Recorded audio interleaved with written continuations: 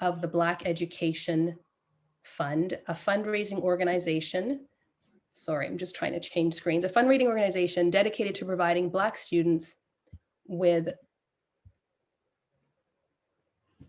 scholarship money for post-secondary studies. He's a field services support worker at Bell Canada who's previously worked as a trainer during a career that spans 25 years. David was the first elected president and served in a variety of roles within CEP Local 6006, now known as Unifor. He also spent 3 years as organizing director at Communications Workers of America, SCA Canada, advocating for workers in the media and communications sector. Most important to David are his children, Tristan and Gabriella. David is a community and worker advocate fighting for Black equality, an end to anti-Black racism and white supremacy. David is a former member of Advocacy Peel African Youth Advocacy, and continues working to hold the Peel District School Board, PDSB, accountable for its egregious treatment of the Black community. We'll also be hearing from Felicia Samuel. Felicia is an elementary French as a second language teacher who was taught in Peel and Toronto. She's an executive member of the Elementary Teachers Federation of Ontario, ETFO. She's also a delegate of the Toronto York Region Labour Council and a former member of our Equity Committee. Felicia is a proud Scarborough resident, and her activism work in Scarborough started with the Toronto York Region Labour Council's Respect Scarborough working group. She now works with ACORN, the Scarborough chapter, Scarborough Transit Action, and 42 Voices. In 2018, Felicia ran as an ONDP candidate and as a municipal candidate. She was nominated once again this past December and will be the ONDP candidate for Scarborough Rouge Park in 2022. Welcome, David and Felicia. Our first question is for David. I'd like to know, with your great resume and all of the experience that you have, specifically, what do you think are the most pressing issues on the anti-Black racism today as a Black parent?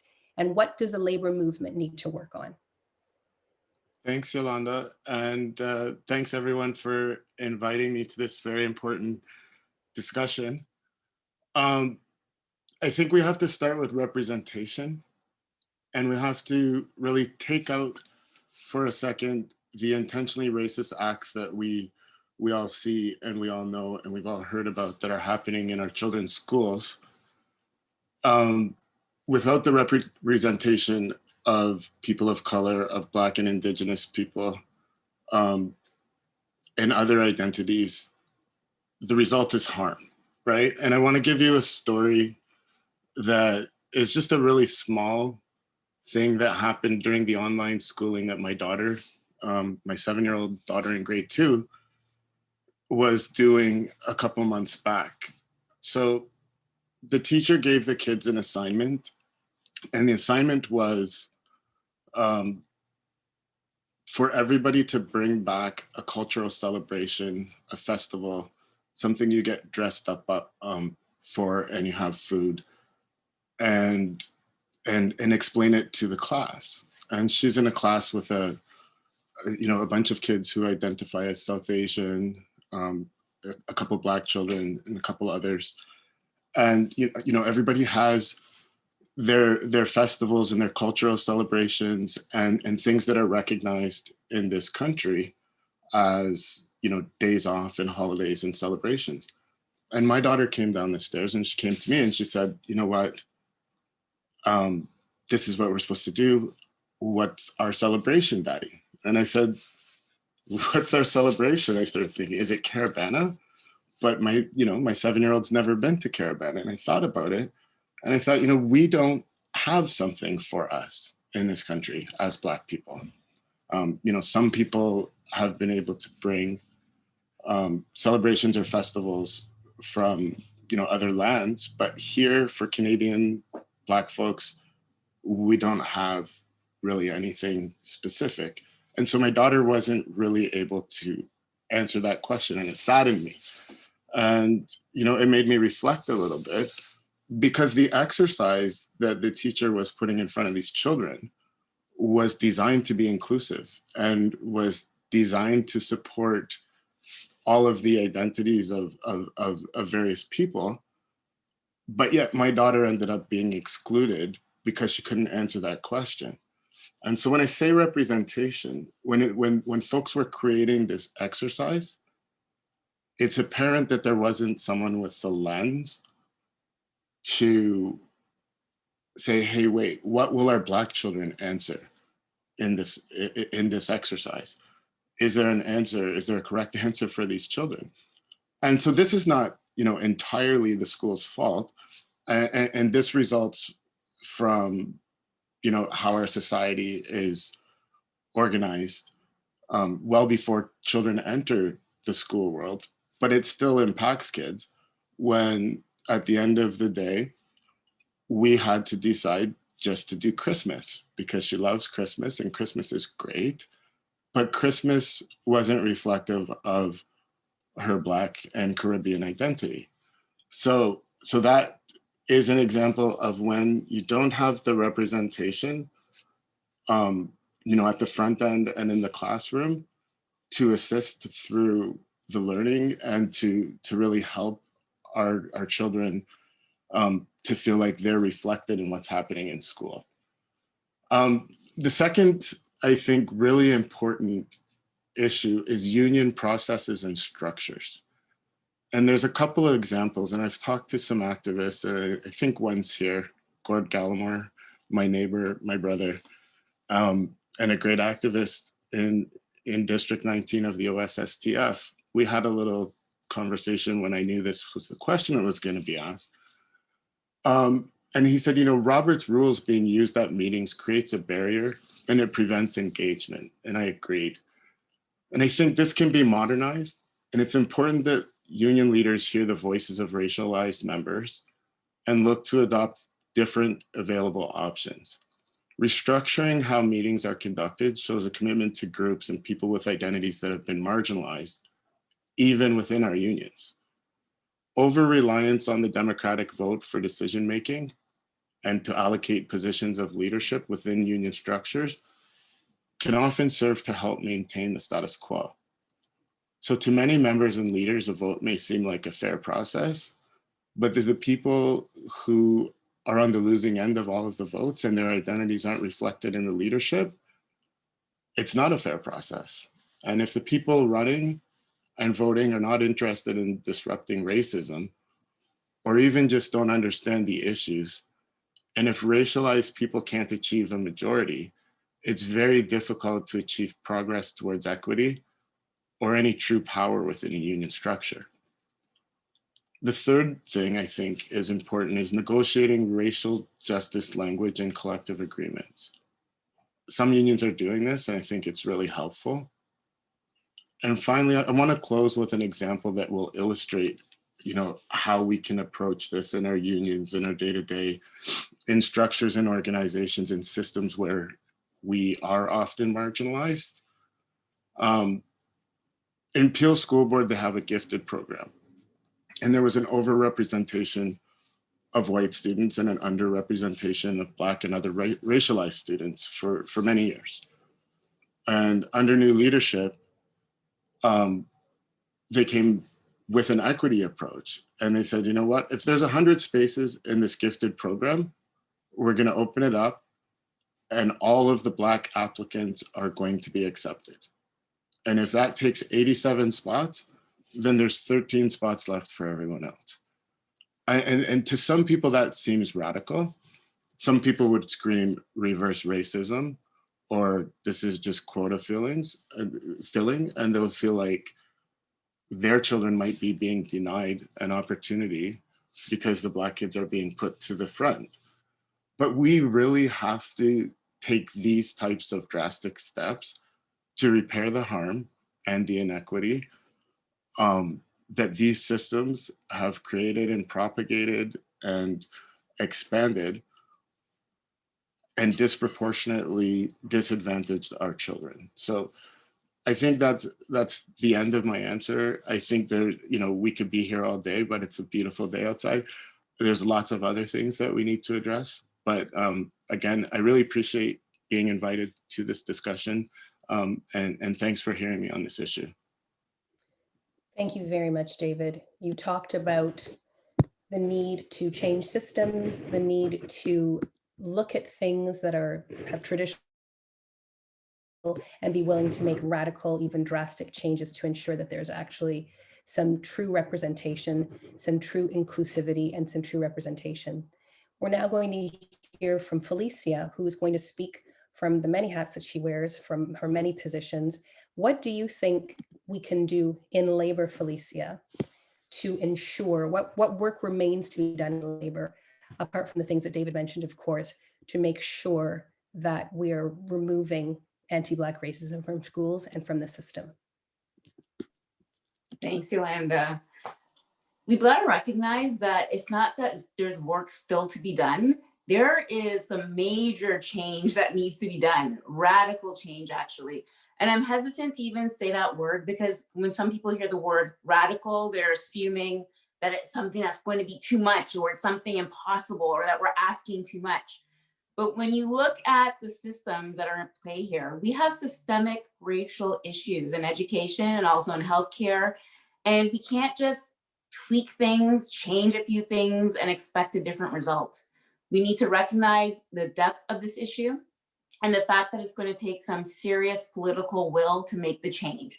So political will from our politicians at the provincial level, of course, but also federal level, since that's where the funding comes from, a lot of the funding, and also change in our unions and how we leverage our most important asset. And our most important asset is actually our collective power, our people. Our people, I can say from a teaching perspective, and the last round was the reason we didn't see major strips to our collective agreement. And while we might not have been as happy as we could have been with the result, the fact is we have a conservative government that's hell-bent on attacking education. And the government before that did not put in the investments that we need.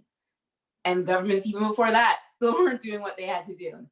And it's been this alternating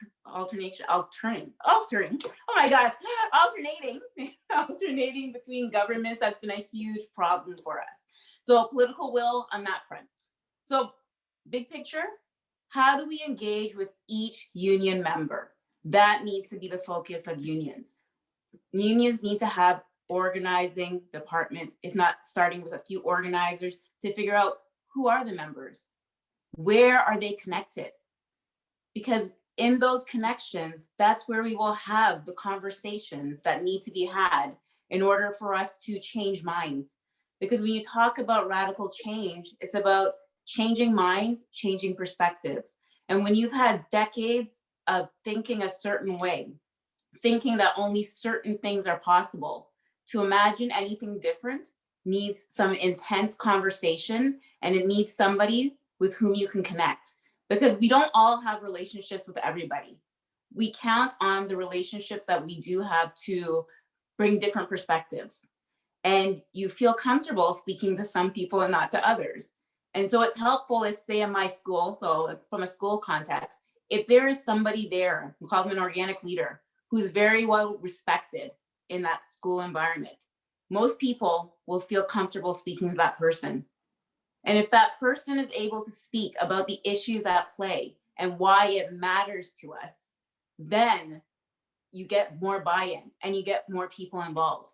And I just use a school context, but it could be any shop floor.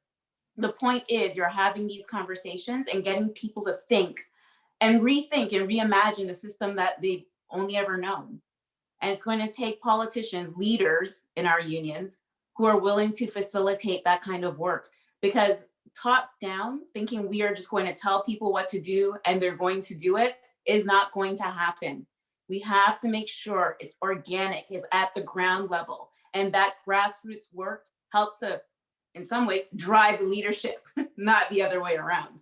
So that is the kind of thing that labor needs to be doing. And until we're doing that with our members, we're going to have difficult time, if not an impossible time, outreaching effectively to community. Because it starts with our members. Our members are in pretty much every community. So if we start with them, we build them up in terms of internal labor issues, issues around what we're trying to fight for, making sure they understand the ins and outs. They then go to the people that they know within their community and start having those conversations. And before you know it, we have a movement. And that's the way we can make change. We can make sure we have people on the ground pushing government, whatever government's in power, to do the right thing. And that being said, I'm kind of biased in terms of who I believe will do the right thing, but I won't go there on this labor council call. I'll leave that for you when you go and you check out platforms. But the point is, it's about outreaching and growing that tent in a meaningful way. And if we don't do that, we're not going to see change. We're going to come back here every year and say, what more can labor do? It's what we should have been doing for a long time, but we didn't necessarily prioritize it. And now, in the face of a tragedy, in the face of COVID, now's the time to make this change and try something we haven't tried before. Because if we think that we're going to have the same kind of governments come back and do the kind of radical changes we need, it's not going to happen. They were there when there were gaps before the pandemic. What makes us think that they are now going to come and bring this miraculous change after the pandemic? It is not going to happen. So all of that being said, we need to work with our members. We need to organize. We need to get to know them. We need to be interacting with them. It has to be our union, not members saying the union and expecting change from the top down. That doesn't work. And finally, what I will say to that as well is we need union leaders who want to lead that change, who are willing to get their sleeves up, roll those sleeves up, who are about the work. It's not about a power position. That is not what we need. That is not what's going to create lasting systemic change in a system that's been problematic from the beginning. And I can go through, I know David went through a few other things. So other things we can look at in education is once we get that big push, we're looking at things like smaller class sizes, because we know our Black students, they will benefit as well as other students in smaller classes where they can get more individualized attention. Because when our kids are acting out, it's because they need attention. They quickly calm down when they have someone they can speak with. I know because I was that teacher. I made sure to make that happen on my own time a lot of the times. The resources have to connect to Black history, to Black experience. We have to have that across the board. It's not just about 1 month. It's not just about history. It's about all the subjects, because we do have Black excellence everywhere, not just our history. We have Black excellence in STEM. We have Black excellence in the arts. This is all stuff that our kids should be learning, and they should have that pride when they go to school. It's so attainable. And annual anti-racism training, and not the 2-hour checkbox kind. It's like a day at least minimum, and we're doing this, we're going to increase over time, because you need that time to reflect, and then you need that time to analyze various structures, and whether it's the school or the board office, and see how to make that change work to actually change something. So I've had with the NDP, we have 18 hours of training so far. No, sorry, it's 14. I did 12 with the executive, 2 with the provincial council. But what came out of that 12 hours was other people, not Black people, saying, wow, how can we look at our structures and change? And for me, that was such validation to see when you have a sufficient amount of training, people then want to do that work and want to get more involved. And that being said, don't make this training at the end of the day. Not acceptable. If we're going to be making systemic change, the training needs to be in the workday. We need to dedicate time to it. And when we're training teachers to work with students, also needs to happen during the workday. That shows respect, that shows prioritization. And you will not get that if you're saying come after school if you feel like it. And it's not respect for Black people or what we're trying to achieve. And finally, the one thing that's so dear to my heart, if we're going to reimagine politics and education, there needs to be those wraparound supports in communities. How are we supporting our kids? A lot of our kids, they're going through trauma at home. There's stuff happening at home that we cannot help them with when we have our PACT class and our curriculum that must get done according to the Ministry of Education. They need the support in the morning. In the morning, I'd like to see our kids having access to breakfast programs across the board, especially in our high priority needs area. You need to have that fresh start to your day. We need to have access to counselors who can talk to our kids when they're acting up. They need someone professional who can give them that one-on-one time. And if worst case scenario happens and they're suspended, don't send them home to do what? To be in an empty home if their parents are working, to not get any kind of training. That is not acceptable. They need that kind of counseling support in order to actually grow and learn from the experience and do better.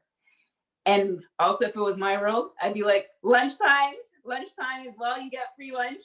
And after school programs that allow you to have dinner, let's make the dinner together. So whoever's supervising and the kids are making dinner together. We're going to have time to do other kinds of activities, maybe shop, maybe home ec style things, working with your hands. All of those are important life skills that have been taken out of our system. They need to come back. So that could be an opportunity to do that. And of course, homework. Imagine being able to do homework with friends around, with an adult who can help you. That will make sure you get it done. And then you go home, and hopefully when your parents is home, because you've been at school long enough that they got the chance to come home and be ready for you. Like, it's a paradigm shift. It's a shift in how we see education. So I'm gonna leave it there because I think I've taken up too much time, but at the end of the day, these are major changes that we're talking about. And labor, just by organizing your members and getting out to the community, would give the push for us to get to all these other big picture issues and supports that are needed in education. Thank you so much to both of you. So much was said. As David said, we could talk about this all day. I wish that you could both see the chat. It's just on fire. I tried to get down what my esteemed colleague was saying, but you all heard she talked about the political will to make the drastic changes and the radical changes about which David had spoken. We need changes in our union, leveraging our most important asset, which we know, and all unions, not just the education sector, that it is the people power. It's organizing power, speaking to people in our unions, but also speaking to the community, really doing, as Felicia said, a paradigm shift, not just with education, but how we see leadership, as David said, how we see meetings, really looking at how that was and how it's changing. And as you both said, it's movement building. It's not about a top-down situation, whether it's educators telling students or whether it's leaders telling workers. It's about a holistic, organic thing, and it's about true leadership. Felicia listed a lot of the resources and changes that need to happen in education, and the chat had so many more. I'm wondering if we have any time to take any of the questions. I don't see questions specifically in the chat, just a lot of praise. I wish that you could all see it. I think that if this were a live event where we were all in person, this would be the standing ovation part. This would be the hooting and hollering and the whistling part. But are there any questions that we can take for these two fantastic speakers before we go? I'm looking in the chat. You can raise your hand, people, if you'd like to do it that way. We can see your hands if you raise them, or you can give people a little wave and we will monitor you. Thank you for that.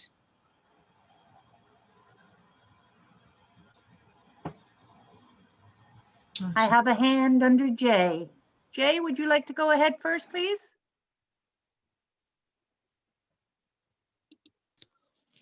Hi, thank you for giving me the opportunity. I chose education purposely because I'm still educating people from the days of my struggle in South Africa. I'm a South African Canadian, or Canadian South African of East Indian descent, and children, second generation indentured laborer, just like the slaves of America. My parents came from India as indentured laborers. So I know that history, and I've been teaching that history. I was a teacher in South Africa. My family was involved with the Congress movement, fighting for the freedom of the country.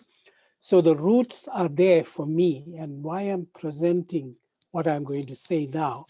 Great presentations from Felicia, from David. These are all great ideas we did. I was in the labor movement. I was the United Food and Commercial Workers, and I know how the teachers fought against us when the time we were trying to bring those thoughts, David, to the forefront on the convention floors. In the labor movement in OFL, at the CLC, and up to this day, the CLC is not reflective of the membership. And for our children, I've got 2 adults in my family. My wife just passed. What I am trying to say, the kitchen table is the place where the child has to be given the tools to go and attack the outside world. The future generations will have to, pick up the cudgel and go forward. Whatever the previous people, the Mandelas, the Martin Luther Kings, all these great people that fought the struggle, Mahatma Gandhi. But we have today's generation with modern social media and the internet should be taking on the battle to the forefront. And don't join gangs, don't join things. And that's where the kitchen table, where the parents have to educate. That's where education starts. When you go into the school system has a curriculum to follow. They have the board that comes down on them what's to be taught. And the parents don't give input in these programs and syllabus and all kinds of activities that has to be, involving. Like David, you talked about as a Jamaican, you were part of the slave trade at one time. And what were the food and the prayers and the church going? And the churches did a fantastic job under the colonial system. So all this history has to be given to the child. And people of color, BIPOC, Black, Indigenous, people of color, non-whites in the eyes of the white colonists will have to be given as tools for our children to go forward and attack the system, question the leadership, go after the leadership. That's not in a battlefield. You are trying to say, I want to see somebody like me in front of me in the classroom, in the board, and the executive levels. Look at the OSSTF, look at the leadership, look at the other unions, look at the leadership, look at the Canadian Labour Congress. One individual cannot make the change, and that change has to come from the bottom up. That is all I want to leave you with, because I chose education. I could have gone to healthcare because healthcare has got its own problems, and there everybody is latching to funding. But with education, it's also funding, our tax dollars. Our children have to take the battle to the leadership. Don't expect it to come downwards. It has to go from the bottom up, going to the leadership, questioning day by day by day. I taught civics in school, and civics taught the politics of the day, the municipal politics, the provincial politics. So those are the tools that you give to our children today so that they can question with good knowledge of where they came from, where they are now, and where they're going to go for the future generations. I leave it at that. I speak too much, and I'm a retired person for 30 years. We appreciate it. Thank you very much, Jay. Oh, it's always important to speak and hear from people who have this rich knowledge and this history. I see that there's another hand. Alamika Taylor, would you like to unmute and speak with us, please? Good afternoon, everybody. I'm so glad that I've joined this this break room. Let me just introduce myself. Yes, my name is Alamika, and I'm a mother. I'm also an employee with the TDSB, fairly new, and I'm also part of the school council. And I have 4 children. 3 of them are adults, and one is going to be 9 in a couple of weeks.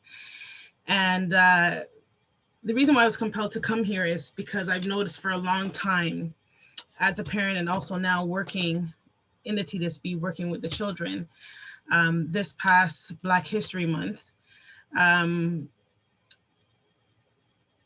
do I say?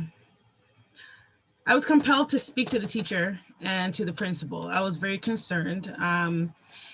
There was a little program that was put together for the children. I'll try to make this quick. And one of the books was called The Real McCoy. And among other books, I felt that, at that time we're in virtual school. So, I was working from home at the school, and my daughter's next to me, so I can hear everything. And the story was speaking more about slavery. And there's some words in that book that to me was offensive. I don't think I have to name it, but it was offensive to me. And then my daughter started asking me questions. What does this mean? What is that? And I said, I noticed with the education, there's really no upliftment. It's mainly, okay, fine, there were slaves and they went through trenches and did this and that. At the end, they freed a couple of people, or they invented something.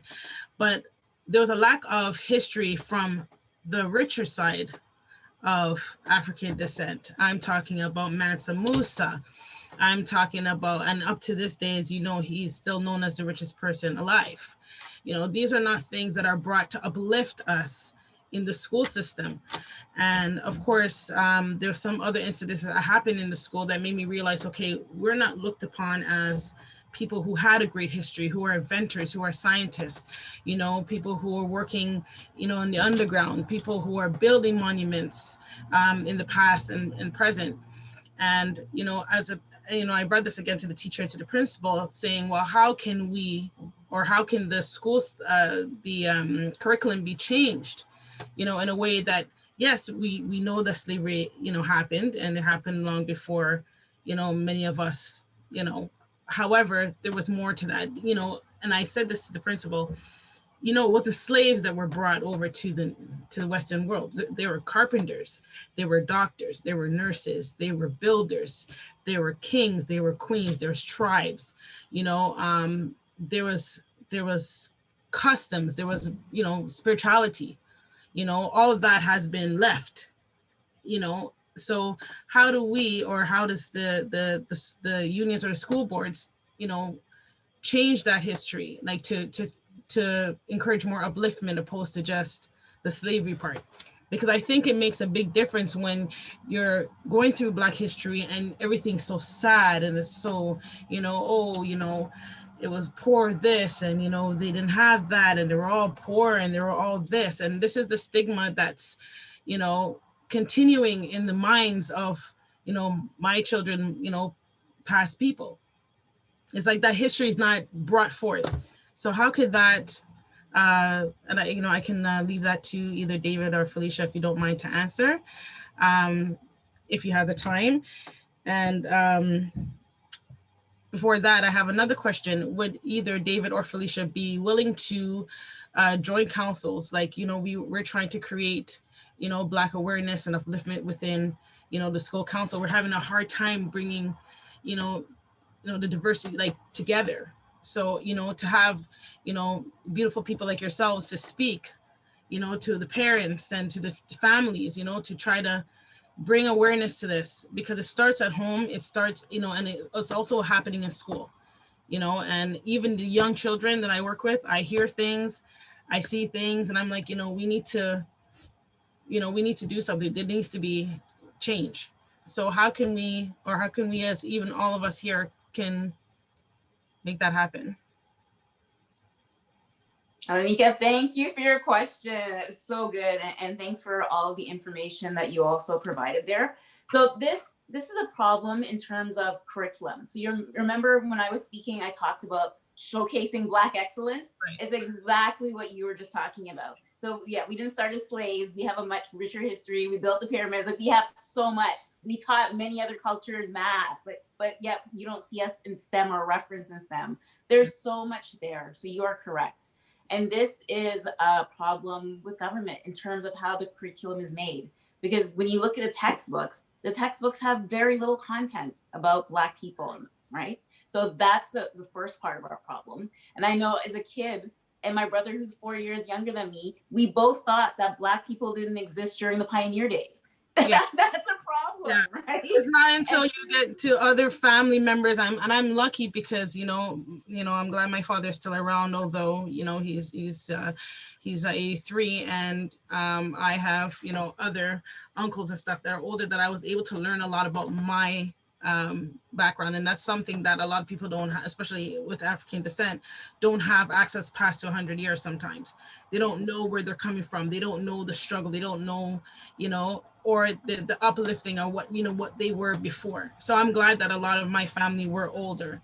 However, you know, it's not just mine, you know, it's many of us, it's all of us. We're coming from a very rich heritage, a very rich background, and it needs to be brought out there, because, you know, it's almost like we're the underdogs, you know, like, oh, you know, where do you come from? You know, you don't know this, you know, and it's important that all of us have that upliftment. Like when we all, you know, our children, everybody's children, we have that history.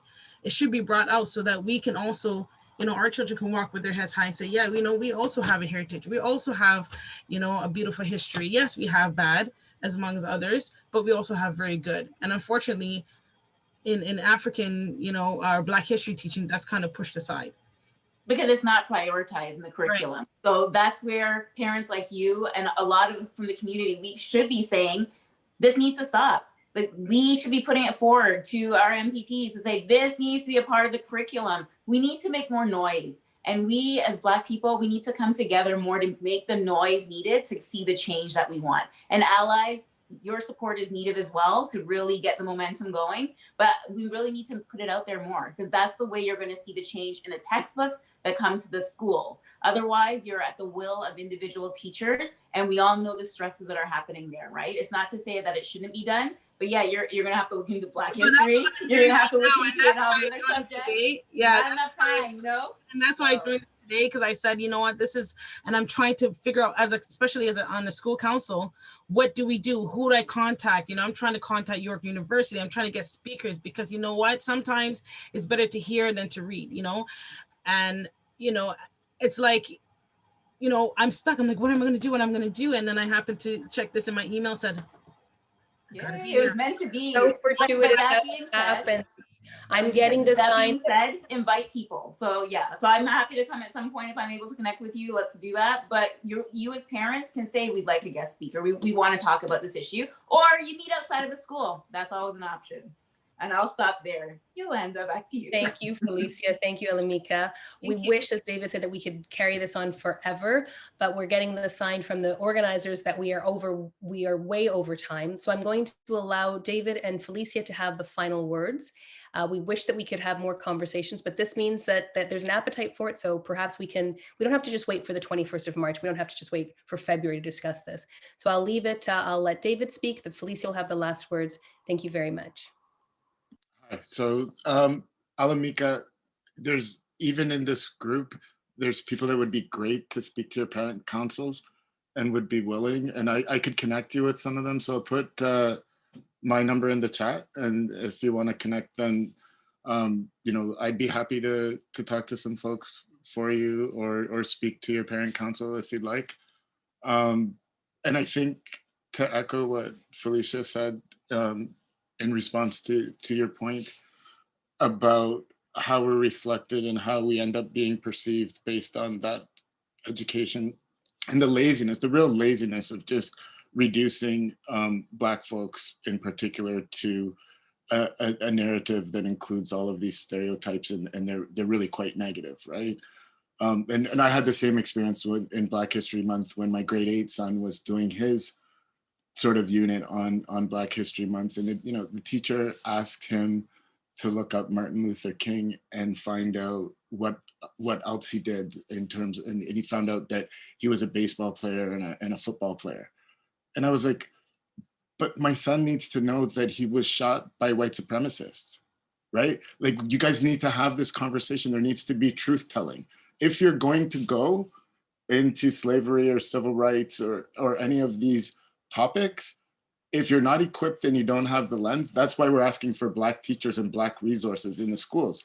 And we're asking for people that have the lens to go about these conversations in an appropriate manner, and to balance the traumatic content with the upside and the positive things that we all are aware of in our community.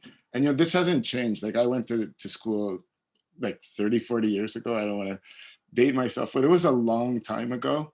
And I just remember sitting in like a grade 7 history class.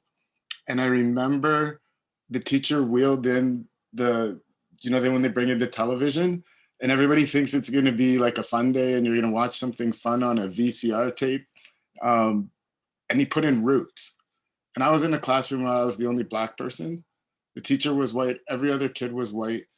And they played Roots for like, it took like 4 or 5, 6 days in a row. They played Roots. And I wanted to crawl under my desk. I was so traumatized by almost every scene in that show.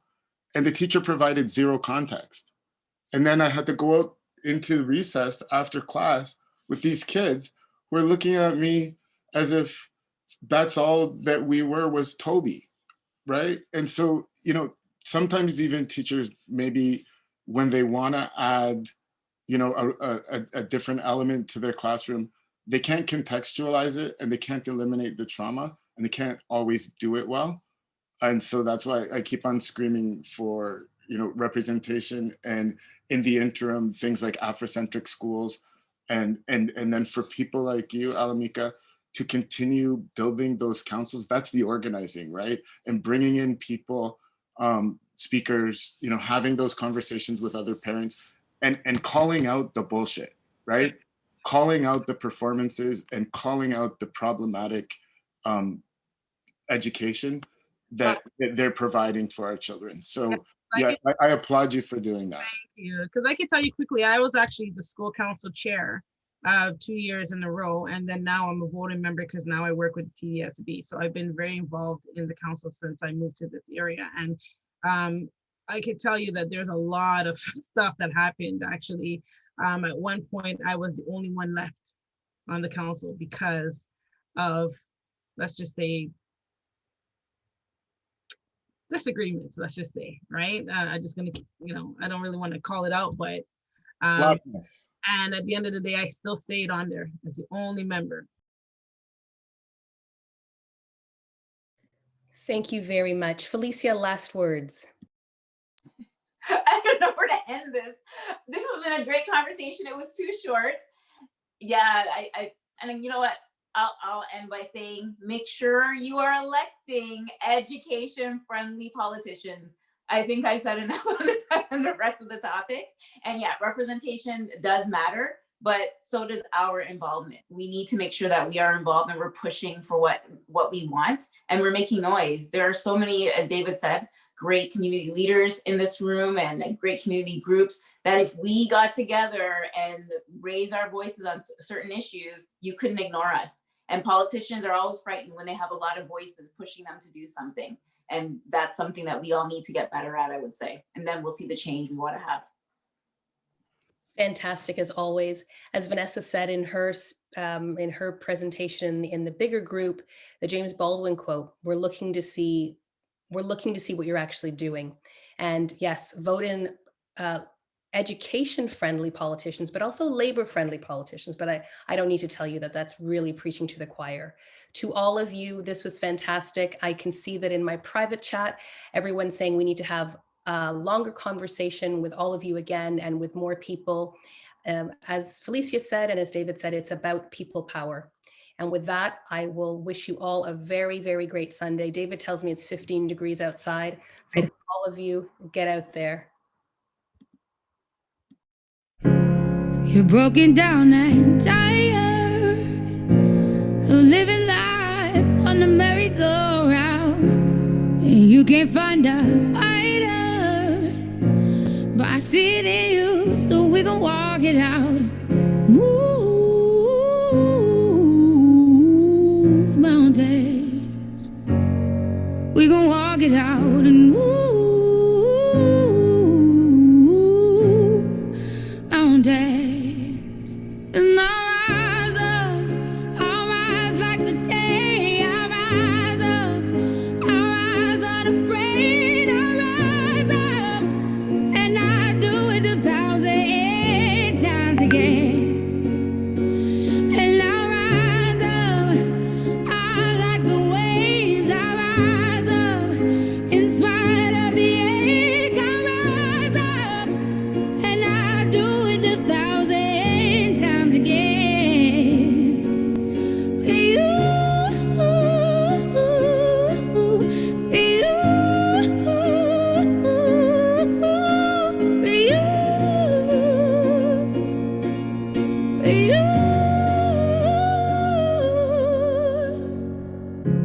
The silence isn't quiet, and it feels like it's getting hard to breathe. And I know you feel like dying, but I promise we'll take the world to its feet. Move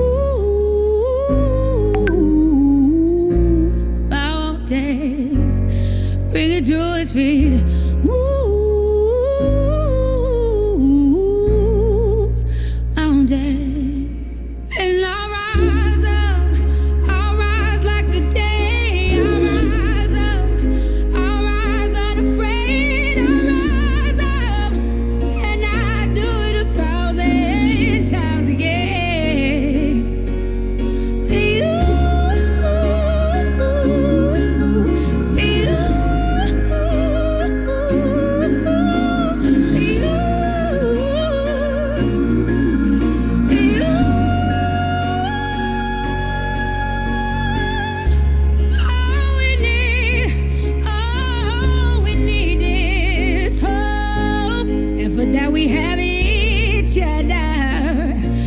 for that we have each other.